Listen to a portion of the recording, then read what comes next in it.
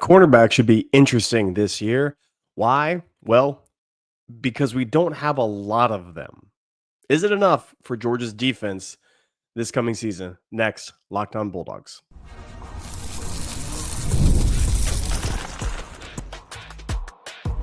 You are Locked On Bulldogs, your daily podcast on the Georgia Bulldogs. Part of the Locked On Podcast Network, your team every day. Welcome back. This is Locked On Bulldogs, part of Locked On Podcast Network, your team every single day. Thank you for the first listeners of the morning, as well as the everydayers, those who download and are here with us every single day, and the loyal third segment listeners that listen all the way through to the very end. Today's episode is brought to you by Nissan. Go find your next big adventure. Shop now at nissan.usa, nissanusa.com. I'm Clint. This is Locked On Bulldogs. We are for fans by fans. If that upsets you, I apologize to no one. We love talking about them dogs. And today we are talking about the cornerback position and what that means for Georgia. I'm going to try to break it down in three separate categories. I'm talking about the depth at cornerback. I'm going to talk about somebody who is being just begged and pleaded by the entirety of UGA fandom to get out onto the field. We'll talk about Ellis Robinson. And then I'm going to talk about some dogs getting paid and what this means for guys at the cornerback position, guys who are in NFL right now, and what that means going forward. But let's begin with depth at the cornerback position. We're going position group by position group, breaking it down each and every day. We've done the entire offense. We've done the defense. We've done edge, defensive line, linebacker, which I couldn't be more excited about. I think the linebackers carry this defense back to form that you and I, are accustomed to from a Kirby Smart coach team. I'm going to talk about safeties yesterday with Daniel. Today, we are talking cornerbacks and what it means that you and I need to be real and need to be honest, need to be open with each other. We don't have many corners that we know about. Just period. Georgia's defense puts guys out on islands, lets them sit for a very long time by themselves. We play just man-to-man out there, and we tell them, go get you some. That's constantly what Kirby has done time and time and time again. This defense relies on the ability for outside receivers to be shut down by very talented cornerbacks. And we've had a stretch here of some dudes. Eric Stokes turned out to be a lockdown corner. Just definitively lockdown corner. DeAndre Baker has been there before, lockdown corner. Keely Ringo has been a very athletic, very, in a good sense, oversized corner that played well and is very athletic and looks to be somebody who's going to benefit in the NFL from free agents continuing on elsewhere. It continues that Georgia has dudes at cornerback position. Kirby Smart is a man that stocks up 5-star recruits in the backfield of the defense. And we're going to talk about who those depth players are, who the starters likely are, but a couple of interesting, for my sake, a couple of interesting notes. The guys I'm about to list might be playing some nickel money, might be playing some star position, if you like that language better for all you dog fans. Star position is what Kirby really says this defense helps revolve around. We've seen Tyke, Christopher Smith, at times last year, Malachi Starks, as well as Guerrero play that role admirably well. Dan Jackson at times with interchangeable parts. So that position, the star position, is going to be somebody that might get some run at corner. Corner might be coming inside into that slot, or that safety dropping down into that position. Let's go through some of the potential guys that could be playing corner for us. These are outside guys. These are guys that just definitively look to be locked up with somebody one-on-one. Stop them. Okay. Daniel Harris, Dalen Everett, come on back for the Georgia Bulldogs. Now, Daniel and I last year talked about this a lot because there were moments in which it looked like Dalen Everett had no desire to play football. Just zero desire to get out there and actually play football. There was constant changeover. There were a couple of times that we saw quick leash on it. We saw Daniel Harris, I mean, play pretty dang well, all things considered. These guys are upperclassmen. They have experience. They can go out on the island and do their thing. I feel good about them coming back. I really, really do. The base level foundation for this defense with them at cornerback is solid. I think the linebacker play is solid all the way through, is going to carry us. And I think getting pressure on the quarterback is going to give these guys even more times, 2.8 seconds. If you can beat Tennessee, a team like Tennessee, a team like them, get into the quarterback, the defensive backfield is not going to have to hold up for too long in coverage. Daniel Harris, Dalen Everett look to be the presumed starters. Behind them, we're talking about a couple of guys that I don't know beyond these five. And I'm being serious, and you need to be serious with yourself. I know our roster says differently. I know the composite roster tells me that there are more guys in this, but I'm going to list 5 names for 2 positions at which we have seen multiple turnover times and a defensive backfield that needs somebody at times to slide onto the inside, and maybe 3 of these guys play at one time. 5 guys. I've already given you the presumed starters coming back from last year. Ellis Robinson, the all-world recruit that, by all accounts, is one of the top recruits ever to sign with Georgia out of high school. What he got coming out by all the camps and all the industries was essentially 100 out of 100. This kid's the real deal. Size, speed, tenacity, get after itness, football IQ, off the charts. That's what he brings to the table. And then we have Andre Evans as well as DeMello Jones. These 2 cats are the other depth within this position. Those are the 5 names that you need to keep an eye out on. And within those 5 names, you get past Daniel Harris, Dalen Everett. I think those guys have an opportunity to be 1 and 1B, but maybe on the same side of the field. Maybe if we're looking at this, we're going to get to Ellis Robinson in segment 2. Can he overtake those 2 and get into the starting lineup? The answer for me is yes. So let me just spoil it. I'm going to tell you why here in a moment. But let me start with why the opening is there. Daniel Harris, Dalen Everett, of those 2, I think Daniel Harris has shown the most consistency. I actually think the most athleticism, the most later on in the season, he came on very strong. Everett showed very good progression. I think he has the higher ceiling. I think the higher floor is Harris. But both of these guys seem to me to be somebody that you just are there doing a good enough job until somebody else comes and takes it from them. That's the feeling I get on these cats. I think the lockdown quarter, the DeAndre Baker, the Eric Stokes of this team is, in fact, Ellis Robinson. I think the other 2 that can start are going to be fine. They are tough. They are tenacious. They can tackle well when they get their head into it and when they desire and when they want to. They play ball. Focused, engaged, they can ball out. The ceiling is these are 2 talented kids. Behind them, the other guys, I'm not going to name Ellis Robinson again and break him down. I'm going to go to Andre Evans. Andre, 6 foot, 180. It talked about explosiveness. He plays off man a lot in this. And he's a leaner guy. He reminds me of an Eric Stokes build. He plays really physical ball. Nashville, Tennessee, one of the best recruits in Tennessee, the second most in 2024 cycle, under the radar guy that I think can actually play really, really good man coverage. I think he's a little bit more wiry. I think he needs to be more fluid in the hips. He is the Eric Stokes in this group to me.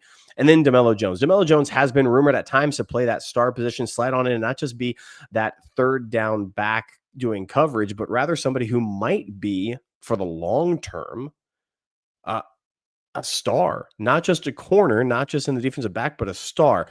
Now he comes 6'1", 185, a little bit of a build that's a little bit nastier, coming out of Georgia, 74th nationally, top 100 when he was recruited. Haven't heard much from him other than maybe possibly a potential position change, which tells me this. This is what it tells me.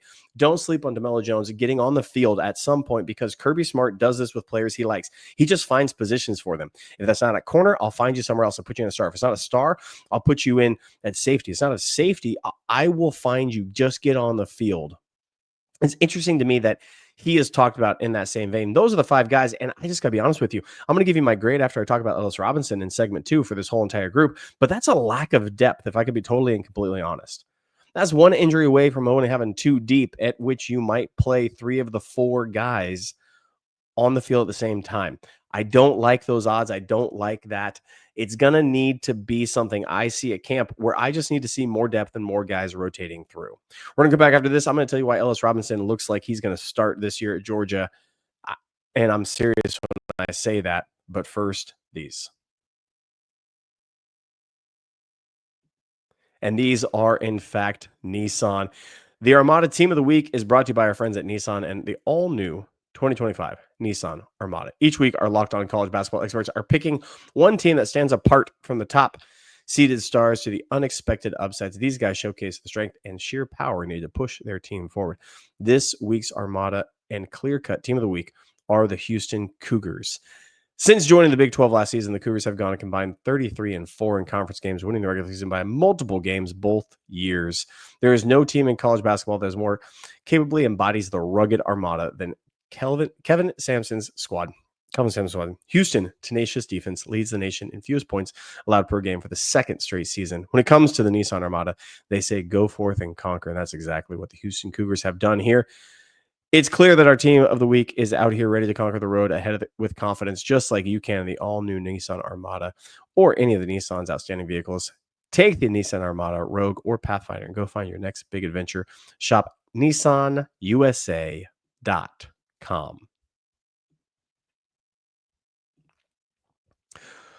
We're talking all things Georgia football and basketball. By the way, we're going dancing. We'll talk about that more in the coming weeks. We got a whole entire segment up on Amazon soon. Amazon's partnering with us. Locked On. Your boys will be on Amazon breaking down the games, breaking down where Georgia hopefully will be proceeding on beyond just the entry-level game and what that looks like. I've already talked about the depth of the cornerback position. I've already given you my concern that we need to find more guys. I don't know who they're going to be. Honestly, I am not just saying that. I don't know who they're going to be because a bunch of guys have left the school. That's what happens each and every year, thanks to the transfer portal. A bunch of guys are still here. Got a junior and a senior who are potential starters for this club. A bunch of guys who have yet to show out. Ellis Robinson and a number of guys that will be true freshmen. Now, we might be relying on somebody like Elijah Griffin as Isaiah Gibson in the trenches. I really hope not. If we're relying on them, bad things have happened to us. But I think within the cornerback room, Jonte Gilbert out of Atlanta is another. He's a freshman that comes on in. We got Jalen Morgan, who we flipped as well and came on down. We got Dominic Kelly, who's a cornerback as well from IMG Academy in Florida. He comes on in as a true freshman. But that's it. We're going to have to find somebody to take meaningful reps and meaningful snaps. Special teams is important to Kirby Smart and what that looks like. But let's get to the cream of the crop and Ellis Robinson. Ellis Robinson will start for Georgia at some point this year. He is a dude that cannot, will not, should not be kept on the bench and kept there. I think Daniel Harris and Everett are going to do just fine. But if we saw anything from last year, it's not like they have their job on complete lockdown. I don't think you could look at last year's production and say to yourself, seriously, after the entirety of the season, I'm feeling great that these two are going to be the only options we have all year. You wouldn't say that. I think the defensive back last year were put in a bad position because they needed to be superheroes. If you watch the Texas game, if you watch the Alabama game, there are moments they were being picked on. Even Georgia Tech game, they were going early and often and picking on people. SEC championship game also was very, very evident. I think there is room for concern to say those are the only two guys in, which means Ellis Robinson, I don't know him. You don't know him, what he can do in SEC play over a season because we haven't seen it. But if high school tape and if Kirby Smart's words and if reports of his physical progress are anything, this guy can go toe-to-toe with anybody. Now, he couldn't last year. How do I know? He would have played. Ladies and gentlemen, he would have played if he was better than Everett and Harris last year. I don't care if he's a freshman. Malachi Starks started as a freshman in one of the keyest positions for Kirby Smart, safety, a position he played himself. Kirby Smart does not care. KJ Bolden this last year, freshman, get in there. If you win, you win. I don't care. That's why depth chart is the easiest thing in the world to discover at Georgia. Piece of cake. Why is he starting? Well, he won more reps in practice, meaning Ellis Robinson did not win more snaps last year in practice than either of the other two. I think this year is a different story. I think Ellis Robinson, if you look at his recruiting and you look at his tape, you look at his notes coming out of high school, what was said about him is that he is ready-made to go at corner with the physical abilities. The problem with that, ready-made with physical abilities, okay, that's fantastic. At cornerback position, you are one blown shimmy away from giving up a touchdown. See, I think at safety position, you're a little bit more insulated. You're middle of the field. You have a guy like Malachi Starks. Malachi Starks had a guy like Christopher Smith and Tyke Smith, and so on. You can go back and how that works out. At cornerback, if you're done, you're done. If you get cooked, everybody cooked. And with the schedule that Georgia had against on the road, Texas, Alabama, although they got picked on, they still held their ground, all except that one ridiculous catch by Williams down the sideline that just no one could have stopped. No one in college football could have stopped that play. I don't care who we had on the team. Ellis Robinson was not trusted because I think he may have had one too many lapses in missing the initial jam, missing the physicality off the line, getting rubbed off in a rub route, in a mesh route concept that he couldn't keep up and couldn't go, and they went for touchdowns. I think one or two or three of those in a practice just said, I can't give it. Maybe the rest of them were on par wins, but you cannot, because at cornerback position, you get cooked. CJ Allen gets cooked on a blitz and doesn't get home. That's okay. He's got other guys around him. We can rally, we can tackle, put everything in front of you, right? That's the old coach adage. Let everything in front of you. You're going to be fine. Let's rally. Let's get to the ball. Let's tackle. You can't do that at corner. They get behind you, bye-bye. It's 6 and a heartbeat. So I think Ellis Robinson unfortunately had the bad misfortune of getting beat by a couple times, which maybe, and even if they didn't catch the ball, even if Arian Smith dropped the ball, even if Dylan Bell dropped the ball, even if the wide receivers couldn't come down with it in practice and score a touchdown, what it showed Kirby was that he was still out of position. I think that's what happened with Ellis Robinson. This is not going to be the case this year. This year, he's got a full year under his belt. The physicality was always there. The speed was always there. I think the technique has matured, and I think Kirby Smart and Glenn Schumann and the rest of the Georgia coaching staff have gotten him ready to go. And I believe from day one, he's the starter on the opposite side of whoever Harris or Everett win. And I think actually the third guy on the field is going to be Everett or Harris. The third guy that comes in shouldn't be Ellis Robinson. He's a can't miss product. And I hate saying that because that's the stupidest thing for any college football fan to say. And yet what I know of him and what I know of football is Keely Ringo wasn't the most dominant corner, but his physical attributes made him a can't miss guy. Straight up. Keely Ringo got beat a couple of times, but his physicality made sure to overcompensate for the rest of it. Now, the NFL, it's a different little ball game. You mismanage that, and everybody's physical. Everybody's fast in the NFL. Okay, it's just milliseconds. College, you can make up for it. I think he's better than Keely Ringo physically. I think he's better than Keely Ringo with fluidity in his hips and his ability to break in and out routes with wide receivers. Ellis Robinson's going to start, y'all. So this group, I give a B plus. I might be tempted to say A minus if it wasn't for the beginning half of the first of last season. The first half of last season left many questions about Everett and Harris's ability to withstand the entirety of the season. I think later on they poured it on and they did well. If we get that group, this is an A minus group. And it's only for lack of depth at that point. I would give them an A if we had greater depth behind them.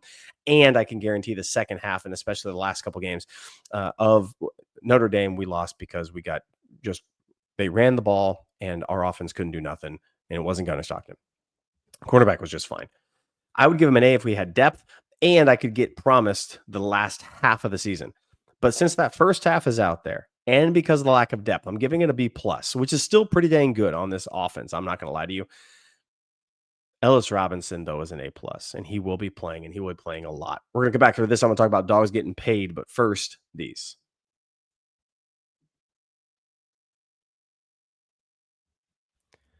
Hey, thanks for the loyal third segment listeners who are here with us. You guys are the 199. You guys are what makes this podcast so freaking amazing. We love y'all. Thank you so, so very much. We are now talking about Dawgs getting paid and getting paid in the NFL. Here's the news that is coming out. And Falcons fans, I'm just going to prepare you. I'm going to stop you. I'm going to encourage you. I'm going to swaddle you up like a little newborn baby and just hold you tight. You aren't getting Jalen Walker. Atlanta Falcons fans, you aren't getting ever any Georgia player that's good.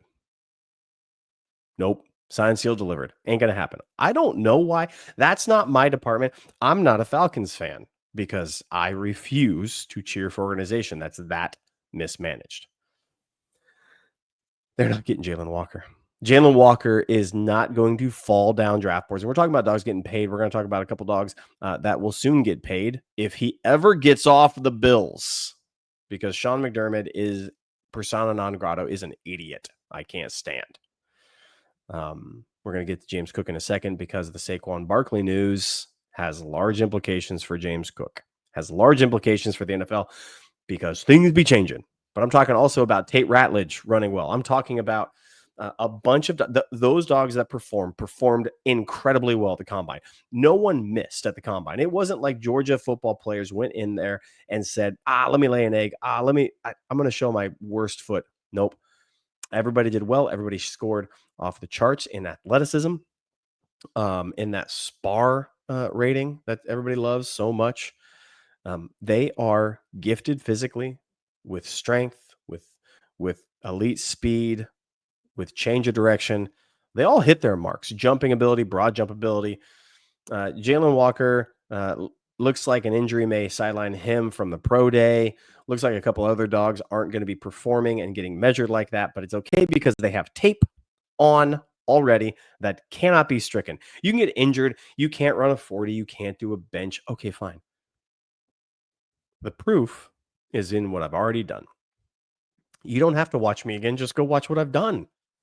Highest indication of future success is previous success.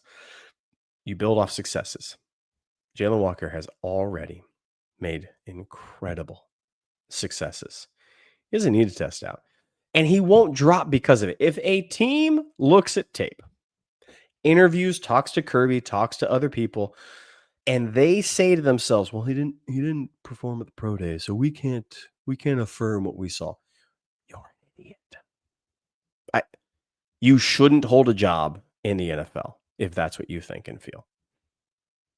Jalen Walker has already proven stamped, signed, sealed, delivered, good football player and should be taken in the top 15. If he doesn't, Falcons fans, you're going to cry. He's going to be great. Let's talk about James Cook. James Cook is about to get paid. Saquon Barkley comes out. Not only did he sign a huge, huge, huge amount of money to be on the Philadelphia Eagles, but this is what I love about good franchises. This is what I love about well-ran organizations that know what they're doing. And the Philadelphia Eagles have shown me from this move, Saquon Barkley nearly eclipses all-time record for yards in a season. Decides not to because he would rather get to Super Bowl. He'd rather win the playoff game, and they did. It was a coaching, management, and player decision altogether. Okay? Saquon Barkley had no bad blood about it because he won the Super Bowl. They won the Super Bowl. Then all of a sudden they realized, oh yeah, the guy that got us here that nearly broke all the records, that we still have a great defense, but our offense ran through a physical freak of a guy. Let's give him more money and a little bit more time because we're going to reward people that play hard and get us championships. That sounds good. Let's not pay people for hypothetically maybe one day being good enough to do anything. Don't do that. Potential is the thing that will kill a team. You can have all the potential in the world, doesn't really matter. That's why you look at film and you look at productivity already done. It's why Kirby Smart looks at practice and says, what have you done for me? Not what you can do on Saturday, but what have you done Monday through Thursday? James Cook. Saquon Barkley gets paid. Running backs matter in the NFL. Yes, you heard me. 49ers nearly won a championship because of Deebo Samuel, but also Christian McCaffrey and a stout defense. Eagles won with an incredible defense led by all dogs and Saquon Barkley. James Cook can be the next one out. If Buffalo ever decided to actually, I don't know, give him the ball. What are we doing? But I know Josh Allen's this, Josh Allen that. Okay, he's good. Yes. MVP? Yes. Of course. Look at the teams. Look at James Cook. Look at the teams that are winning. Look at the Chiefs had to overcome. The Chiefs had to get a generational quarterback. And you could say Allen's the same caliber, but I don't know if he's the same caliber as Mahomes. I don't know. If you would have trusted James Cook more, if you would have given him the ball more, if you would have let him run for 6.5 yards per carry in games and kept feeding him the ball, the clock would have gone down, your team would have been advancing, and the defense would have been resting. That's all I know.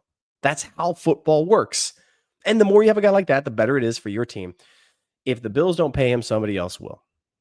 Straight up. He's about to get paid. Tate Ratledge about to get paid. Somebody going to take him second round. Tate Ratledge does not make it out the first half of the second round.